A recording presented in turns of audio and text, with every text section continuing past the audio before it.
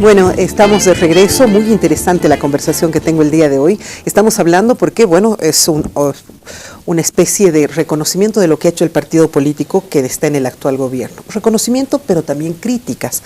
Mi padre decía, el poder desgasta. Pero acá tenemos un fenómeno, ¿no? Porque son cuántos años que está en el poder el movimiento al socialismo, que está en la cabeza de nuestro país, don Evo Morales, y sorpresivamente sigue teniendo un 30% o más, no sabemos, porque las provincias y el campo tienen también su punto de vista, y sigue teniendo un interesante porcentaje. Recordemos en la época de Condepa, por ejemplo, el general Banzer creo que entró con un 19% de votación. Condepa alcanzaba también un 19-18%. El MIR nunca llegó más del 14%. Y don Evo Morales, a pesar de tantos años, ¿qué pasa? Es un partido que ha roto esquemas, es un caudillo muy fuerte. ¿Qué pasa? Mira, hay una evaluación y un calificativo desde la oposición política porque se ha generado un complejo por esta ruptura de paradigmas del ciencia política. Sí, sin duda. Era común señalar antes con los anteriores gobiernos, subían a una popularidad e inmediatamente bajaba la popularidad y decía el poder desgasta como una justificación teórica de la ciencia política. Sí. El fenómeno Evo muestra, y este resumen que tú has presentado marca, ratifica esta lectura nuestra, tener 53%, 62%, llegar en varios desafíos de más de 6 a 7 participaciones del soberano en decisiones políticas nacionales, te está mostrando de que hay un permanente ascenso que no podría darse si es que no hubiera una valoración de todo el colectivo nacional. Tú has estado desde de la primera gestión, Hemos tú has sido diputado, como diputado por Chuquisaca, Chuquisaca, en la primera gestión. La segunda gestión, como senador del departamento de Chuquisaca. Y venimos acompañando hoy. En la tercera gestión, bueno, has estado como ministro de la presidencia, en fin. Con otras tareas y hoy también con tareas de ser servidor público, en un proyecto político que, te reitero, tiene la virtud de hoy, más allá de que pueda tener diferencias ideológico-políticas, reconocerse como un proyecto histórico. Un proyecto histórico que marca esta diferente visión cualitativa. A los ejemplos tuyos yo incorporaría un tercero más que hace irrebatible esta dimensión histórica del liderazgo ya del presidente Evo Morales Ayma. Ni los partidos tradicionales juntos en coalición alcanzan a la preferencia electoral que hoy tiene Evo Morales, con una lectura inclusive mucho más precisa, aunque incómoda para el reconocimiento del propio proyecto político, más la visión de esos evistas emergentes, que en muchos de los casos, y Juanita se anticipaba, no somos un gobierno perfecto, y ratificabas tú de que hay errores políticos, y reconocer, porque no hay en el mundo pues gobiernos perfectos, reconocer que hay errores le da un sentido de humanidad al proyecto político. Pero ¿y ustedes cuando se reúnen, cuando hablan? Porque uno cuando está en un partido político constantemente está, ¿qué dicen cuando ven tanta corrupción? Cuando ves que en una instancia ha habido un problema, porque así como ha habido Banco Unión por todo el viaje mío, también sabemos que ha habido estigmas terribles que han dañado al Banco Unión. Cuando ustedes le cuentan todo eso al presidente, se enteran, ¿qué opinan ustedes de eso? Bueno, creo que ha habido varias evaluaciones, por ejemplo, este último, las 6 federaciones, dijo bien clarito. Bueno, nuestro presidente, como presidente Evo, en ningún momento él va a tolerar. No tiene que haber tolerancia, dijeron, una evaluación, ¿no?, de las 6 federaciones que muy sanamente hacen la evaluación, pero a comparación, ¿no?, anteriormente igual ha habido, pero nunca el pueblo sabía como ahora. Ahora ya hay en momentos de redes sociales, y ahora al mundo llega la información. Hasta mentiras, ¿no? Las mentiras más que todo, ¿no?, que llegue la verdad, pero sin embargo, ya no se pueden callar ahora, ¿no? Es distinto. Antes ni siquiera sabíamos de rendición de cuentas públicas, un ejemplo de las entidades, ¿quién sabíamos de los ministerios, cuánto plata manejaban, qué proyectos manejaban? Nada, el pueblo sabíamos, ahora tenemos derecho, la ley, el control social, por ejemplo, tenemos derecho de ser partícipes, ¿no? Que bien a sus también, especialmente desde su plan, desde su, en este caso desde su POA, ser partícipe, así poder conocer, hacer seguimiento. Como ¿no? base reclaman, exigen que por ejemplo, cuando ustedes se han enterado de pari, ¿qué han hecho? Han dicho, no vamos a aceptar esto, que se vaya, ¿qué dicen las bases? Siempre dijeron eso, por eso, prácticamente, ¿no? Con todo el rigor de la ley se tiene que actuar, ¿no? Entonces, siempre, ¿no?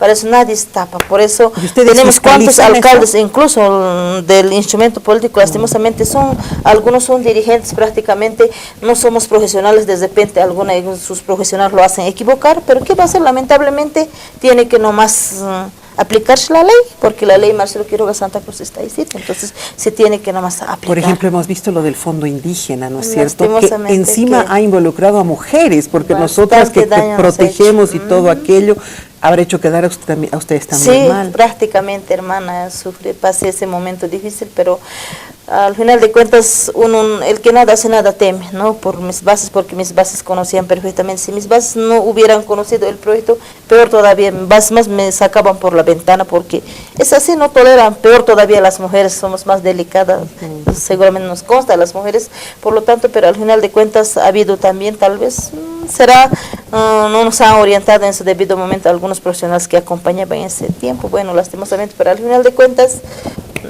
hemos cumplido con toda la ley como indica, ¿no? Entonces tampoco prácticamente nos ha hecho bastante daño. Ahora el MAS en este momento es un partido caudillista, podríamos decir. O sea, tenemos un hombre que está ahí, ya son varios años, tiene una votación muy fuerte. Todos sabemos que MAS es Evo y Evo es MAS. Si no hay Evo, no. Okay. ¿Por qué? Porque esto acuñó la oposición política más con una intencionalidad de descrédito, de credibilidad, aquello de que les ha impedido reconocer de que hay un fuerte liderazgo emergente del seno natural de las organizaciones. ¿Quiénes, por ejemplo? ¿No? El haber tenido una gestación con una base social tanto, cumplir esa trilogía que te exige la ciencia política. Liderazgo, programa y base social, ha acomplejado a una oposición política que lo único que dice es más bien acuñar una visión caudillista. La visión caudillista desde los términos académicos está vinculada a la imposición de la violencia no democrática. Me quedo porque quedo. ¿Cómo te explicas que haya habido porcentajes tan altos de legitimidad histórica que rompe paradigmas de ciencia política? El hecho de reconocer el que tenemos que profundizar las rutas autonómicas, aunque no te convenga como gobierno, es una forma de decir democracia en las regiones. El hecho de haber soportado la mayor conflictividad política, estoy invitando a que recordemos el 2008 en el país, asalto a instituciones, el hecho de haber atentado contra nuestros pozos petrolíferos, el hecho de haber generado la famosa media luna. Exacto, ese grupo que se ha organizado en Oriente. Abrazados hasta de terrorismo, que estaban en la búsqueda de atentar no solamente la baja del gobierno, sino inclusive contra la vida misma del presidente. ¿Y si nuestro presidente no estuviese, quién iría? Este proyecto político está presente en los más de 300 y tantos municipios. No es un problema de sustitución por sustitución de liderazgo, porque intentar calificar como un partido tradicional más al MAS es un gran equívoco en este momento. No hay organización política que nace para sustituir a sus líderes, sino fortalece, construye. Y por supuesto, un ejemplo se ha otorgado en el último gabinete. Hay presencia de generación joven. El propio presidente ha marcado para nombrar 4 a 5 personas militantes del MAS que pueden ser los sustitutos. Porque estamos hablando de continuidad del proyecto político, de profundizar el proceso. Por lo tanto, hay una visión mucho más responsable en la cabeza del presidente, que no es solamente la sustitución de A por B, como nos quiere hacer ver la oposición, sino más bien la continuidad. ¿Quién nos garantiza la continuidad de este proceso? Porque sabe nuestro presidente que en las próximas elecciones, después de estas elecciones nacionales, el proyecto MAS tiene que tener liderazgos que le otorguen la garantía de continuidad de esa profundización del proceso. Ahora, hay un reclamo de la población, ¿no? Y reitero otra vez lo que decía en principio. Se dice que ahora la discriminación es inversa. En algún momento el pueblo más humilde y la gente del campo, la gente de las laderas había sido discriminada, y eso no lo podemos negar. Era terrible antes, y mucho antes todavía peor. No dejaban ni siquiera que entren a la plaza, que entren a un restaurante, que puedan estar, en fin. Así es. Eso es muy duro, mi padre luchó contra eso. Ahora, las cosas han cambiado, y la pregunta es, ¿no ha cambiado ahora la discriminación y es a la inversa? A veces yo veo con tristeza, porque no tendría que ser así, tendríamos que ser, como decía el compadre otra vez, insisto, somos todos hermanos, pero, por ejemplo, yo veo a veces que los ponchos rojos, los movimientos sociales quieren ir detrás de la gente de corbata para cortarle la corbata, los agreden, es como si se hubiese invertido esa forma de discriminación. De hecho, por supuesto que nosotros hemos vivido esa discriminación, sabemos que incluso hasta Santa Cruz querían dividir, que collas no tienen derecho de ingresar, tienen que ingresar con pasaporte, todo aquello. Pasamos ese momento difícil porque hemos luchado nosotros por esa injusticia, por ese racismo. Y si bien, bueno, serán de repente algunos compañeros, pero siempre nuestro presidente nos ha recomendado: nosotros que somos discriminados no podemos pasar a ser discriminadores. Siempre nos hemos recomendado a nuestros ampliados eso. De repente puede ser, imagínate, hermana, esos momentos difíciles, esa discriminación tan dura que era. De repente algunos de nuestros compañeros, compañeras, yo entiendo de esa manera al que me dices tú, puedo resumir que sí, tal vez esa rabia que no tan fácil todavía olvidan el pasado. De repente sería eso como odio, como no sé, como una venganza de lo que te han hecho en algún momento. Puede ser, o puede ser, eso también puede ser como no se borra del corazón. De repente puede ser uno que otro, puede ocurrir eso, pero así en grandes se ha avanzado en nuestro país, sin duda nada, porque antes ya no era mujer de pollera, que pues ya no tenía derecho ahorita como este momento que me estoy expresando, mismo nuestros idiomas eran ya totalmente discriminados, ya no, al final de cuentas ya no tenían valor, ¿no? Entonces yo pienso que todo eso es casi se relaciona, ¿no? El tema de discriminación, tanto nuestros idiomas, tanto nuestra vestimenta. Yo pienso que ahora tenemos que, sí tiene que primar, ¿no? Tanto porque en Bolivia somos los 9 departamentos, somos hermanos, entonces clase media que somos, ni se puede decir, ¿no? Tanto la ciudad, el campo, ¿no? Tenemos que convivir, ¿no? Entonces yo pienso que eso yo puedo destacar, pero sin duda nada ha avanzado bastante. Sí, bastante avanzado en el país en su conjunto, mi estimada. Tú eres de Cochabamba, ¿no? Cochala, tú eres, hablas quechua, yo soy quechua hablante. ¿Cómo me hablan ahí en español? Mira, como si nada, ¿no? Nos hablan en español. ¿Cómo hay que valorar eso? Porque a ver, que a vos te pongan a hablar en... Vos también hablas 2 idiomas, ¿no? A ver, que a mí me hagan hablar en otro idioma y que además me entrevisten en otro idioma, me muero, ¿no? Pero ahí está, y tenemos que admirar eso, cómo lo logran en los 2 idiomas y expresarse y todo aquello. Yo estoy segura que si ella pudiera hablarme en quechua acá en el programa, se expresaría todavía con más fluidez. No es cierto, es la lengua materna, es verdad. Bueno, me refiero a eso por las críticas que hay, ¿no? La gente dice, pero no, pues ¿cómo que? Yo siempre respondo, está hablando en otro idioma que no le pertenece. No, pero bueno, tenemos la posibilidad de que se pueda llevar adelante la Agenda 2025. ¿Ustedes tienen la certeza de que el presidente va a ganar las próximas elecciones? O sea, yo me pregunto eso ridículamente, porque sabemos que los que le siguen tienen una votación, o sea, una intención de voto mínima y como tú dices, ni juntándolos a todos, pero tendrá que haber una segunda vuelta si es que el presidente lo logra el 51%. Somos convencidos de que hay un compromiso con el país. Mucha gente, a partir de esta lectura casi de consignas y de desesperación desde la visión de la oposición, dicen que la sentencia constitucional está eternizando al presidente en el poder, que hay una suerte de desesperación de quedarse a como dé lugar en el poder. ¿Por qué no discutes realidades de condiciones de vida? ¿Por qué no discutes y reconoces que has logrado indicadores económicos? Pero ustedes pues se han metido al referéndum, ¿no? ¿Quién los ha llevado al referéndum? Ustedes solitos han ido al referéndum y ese referéndum ha sucedido lo que ha sucedido. De acuerdo, pero la política es dinámica. Es ese mismo pueblo el que mañana puede apoyarte a ti, pasado a Juanita, pasado mañana a Perico, a no sé a quiénes, ¿no? Pero no puedes anclarte en una lectura además distorsionada de que la democracia había sido solamente democracia igual alternancia. ¿Dónde queda políticas de Estado? ¿Qué haces con la nacionalización? ¿Qué haces con los bonos? ¿Cómo nos garantizas que va a ir bien nuestra economía? ¿Qué es lo que vas a hacer con los sujetos políticos actuales?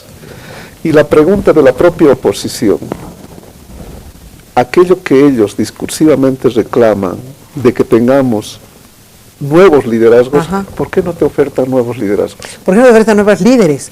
¿Dónde están esos líderes? Si hubiese una alternativa atractiva con un porcentaje similar que el presidente, claro, se podría pensar, ¿no? Inclusive tienen una consigna, o perecemos o logramos victoria por el camino de la unidad. ¿Dónde está el ejemplo de la unidad? Pero lo que es más grave, ¿dónde está una propuesta política que supere esta realidad? Por eso te decía, para responderte con precisión a tu pregunta, estamos en un momento de inflexión, de razonamiento los bolivianos, que solamente tiene dos vías. O retornamos con el pasado que ya hemos conocido de pesadilla. No, no es tanto así. Pero te voy a señalar no sé, porque Argentina, mira cómo está. Argentina y el Brasil te pueden dar grandes lecciones sin hacer muchos esfuerzos de justificación. A ver. O fundamentalmente razonamos por compromiso con el país, reconociendo de que hay muchos temas pendientes que observar y entramos en un proceso de reflexión para que podamos profundizar estas transformaciones y sigamos siendo garantía de ser primeros en crecimiento económico en la región. Si no vinculas democracia, participación del pueblo con condiciones de vida de haber logrado 13 años de una victoria continua de crecimiento en 4 años consecutivos, y esto ya no es propaganda del oficialismo, los reconocen entidades internacionales. Ya, pero también si no logras hacer este hecho, no puedes permitirte dar nuevos horizontes, saltos cualitativos en este cimiento. Te estarías dando el lujo de despreciar todo lo que se ha avanzado con una mirada retrógrada como la que representan todos los proyectos de derecho. Sin embargo, si nosotros como país no exigimos que se redireccionen algunas situaciones que no están bien dentro del gobierno, es decir, también estaríamos faltando a una dinámica política en la cual tenemos derecho. A eso le llamo responsabilidad del Estado con una visión autocrítica. ¿Cuáles son las deudas con el país? Justicia. Exactamente. De acuerdo. Corrupción. Nuevos mecanismos de corrupción. Hemos avanzado bastante en marcos normativos. Tal vez necesitamos mecanismos mucho más efectivos.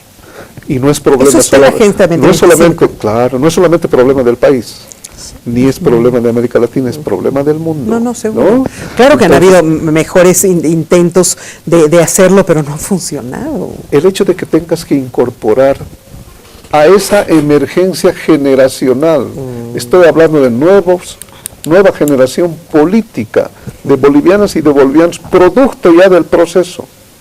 ¿Cómo lo incorporas? Porque quieren tener su propio espacio político con esta visión.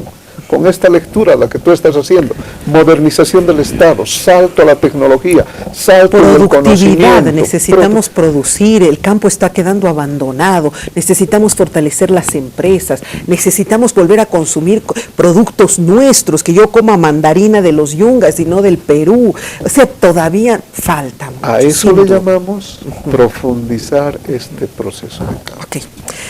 Margarita, dentro de, Juanita, dentro del movimiento del socialismo, ¿hay grupos, hay facciones, hay o sea, un grupo por aquí, otro grupo por allá? ¿Existe eso? Bueno, prácticamente nos hemos bastantes reuniones ampliados, nos hemos recomendado, creo que más que todo siempre nos hemos recomendado con mucha madurez, tiene que primar la lealtad con nuestro instrumento político, por lo tanto, en ese sentido, bueno, uno que otro, como ya lo conoce la población en su conjunto, uno que otro, algunos resentidos, bueno, nos falta, pero ¿qué analizamos? ¿Por qué se resienten nuestros, tal vez algunos dirigentes que estaban ayer por aquí, ¿no? Bueno, también está la oposición detrás del instrumento político. A ver, a quién no valoramos o a quién no elegimos, están ellos ahí.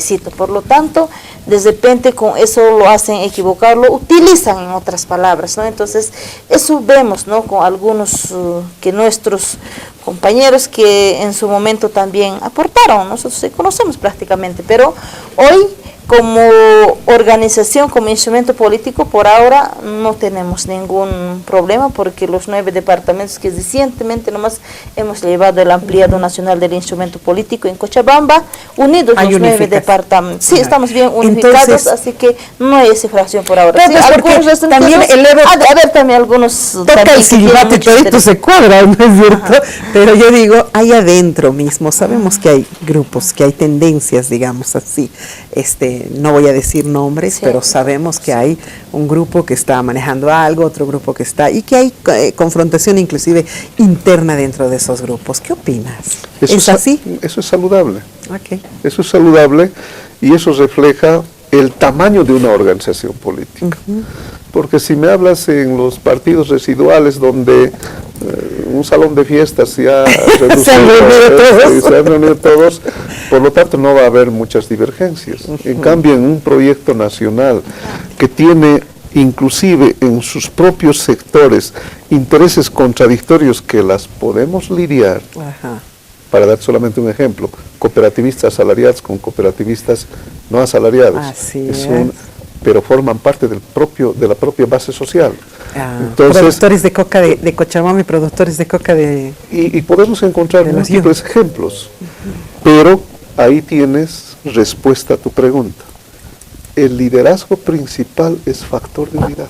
Sí, eso es muy interesante. Y ese factor de unidad te permite tener una dimensión autocrítica para poder entrar en el debate de nuevos desafíos, nuevas propuestas.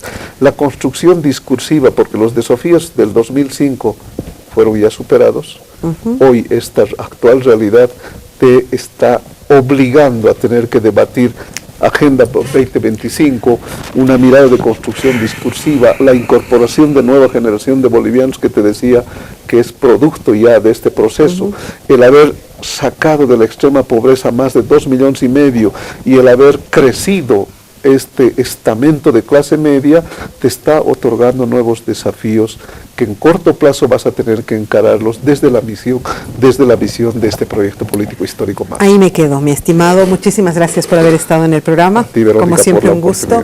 Qué alegría conocerte, Margarita. La guagua ya está gritando. Juanita, con su bebé ha ido y ha venido y te agradezco porque esta es una doble labor de las mujeres, pero te has dado un tiempito de venir al programa. Gracias, Juanita. Muchas gracias, igualmente agradecida. Un gusto. Bueno, creo que era importante hacer una reflexión como esta, ¿no? Yo hace unos días atrás nomás conversaba con algunos comunicadores sociales y les decía, no se trata en televisión de ametrallar a tu invitado y no dejarle exponer sus ideas, porque eso también es parte de la cadena de violencia que tenemos como sociedad.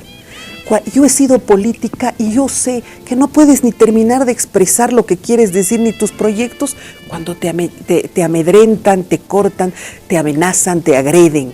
Tenemos que escucharlos, porque al fin y al cabo nos pueden estar explicando su plan y tú ni siquiera los has dejado concluir. Hoy los hemos escuchado.